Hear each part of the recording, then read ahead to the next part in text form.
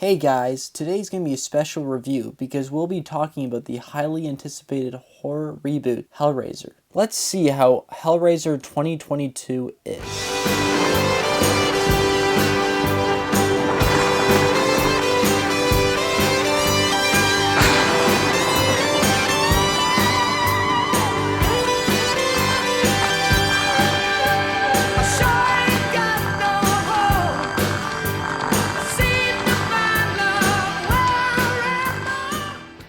A young woman struggling with addiction comes into possession of an ancient puzzle box, unaware that its purpose is to summon the Cenobites. Directed by David Bruckner, this movie was just released 2 weeks ago on Hulu. It did not go in theaters, sadly. You can watch it now on Hulu, or I'm assuming it will go on Disney Plus sometime soon if you live in Canada. The movie stars Odessa Ozion as Riley, and Jamie Clayton as Pinhead. Some things I really liked about this movie were definitely the effects and the blood. They looked really good. Like, no CGI, I don't think. At least maybe bits of CGI, but mostly were pretty practical, and it was really nice seeing that. I honestly really wish we could have saw that on the big screen. Unlike, like Halloween Ends had some great practical effects as well, but this was incredible what they did with the Cenobites and everything. Another thing I really liked, I think a lot of people agree with, is the lack of leather on the Cenobites. They actually, instead of using leather as clothing, they're kind of using their own skin, like extras of their skin, to like go over them, which is really cool, like clothes, like shirts or hats. It's really cool. It's kind of creepy, kind of disgusting, but for a Hellraiser movie, it goes well. I also like the actress that plays Riley in it. She was a really good, I guess, protagonist, but I don't really think of her as a great person, honestly. She has done some fucked up shit. Basically a drug addict trying to get better. She doesn't really do a lot of great things, but you are following her along, and she's definitely better than the Cenobites, of course, and Mr. Voight, who we'll talk about afterwards. And you can see that she is trying to be a better person. That's what I like, the character development of her character. And I really hope that we get to see her again in the sequel, because I think she has a lot still to develop. Jamie Clayton as Pinhead is also really good. I thought she did a great job. She was really scary. She looks really good. Very different compared to the original Pinhead, which I like because they don't just copy it. I really liked it. The only problem I have is that it looks like she's like the only Cenobite that has a ton of CGI on her, and it's kind of noticeable. Don't forget, they didn't have a great big budget because this did not go in theaters. This is just a streaming movie. I also like that it's not just a complete rehash of the book or the movie. It's its own story, actually. It's its own Hellraiser story, part of the lore, and I really like that. Of course, it still would have been cool to see a remake of the movie, but I'm glad that it wasn't, because we've seen it. We can watch it anytime. This is a new story, new characters, and it's refreshing to see a new set of characters in a Hellraiser franchise, and it's actually pretty good, unlike the last bunch of them.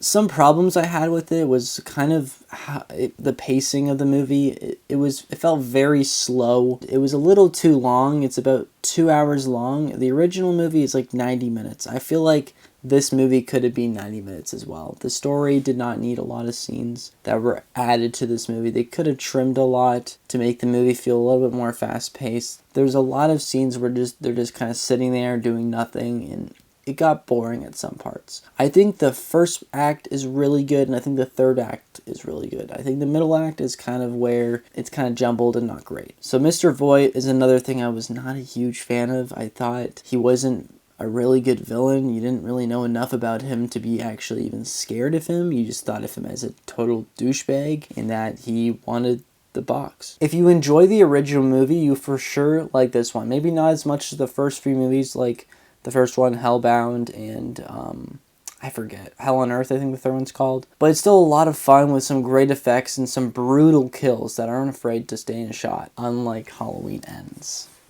which we'll be doing a review for in the Halloween special, so stay ready for that. But back to Hellraiser, I'm not the biggest Hellraiser fan, so I don't really have much to say about the lore and stuff like that, but I think they did a really great job, especially with the Cenobites. They were terrifying looking. There's some really cool new ones, like there's this one that has like this breathing problem and has like goggles. And there's also one that has like a hat, as like her skin's like a hat on her.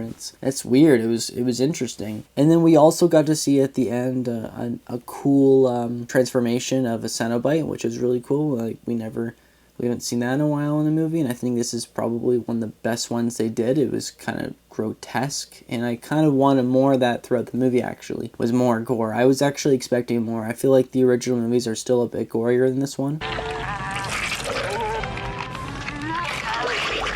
This one's still gorier compared to a lot of movies this decade, but I was expecting a bit more from this movie. Overall, it was a really fun movie, a great horror film. I love seeing new horror movies coming out, especially from like old franchises like that new Chucky show, Halloween. I thought it was a lot of fun, and I think a lot of people will enjoy this one as well, especially if you're a fan of the original movies, at least the first couple. I'm gonna have to give this one a 7 out of 10. I don't think it's perfect at all. I think it's a little boring at some parts, but I probably will watch this again, at least in, like when the second one's coming out. I'll probably watch it again to refresh myself. But yeah, I'll see you guys in the next video. I think I'll be doing a Clerks 3 review next, so stay tuned for that. Please subscribe and smash that like button.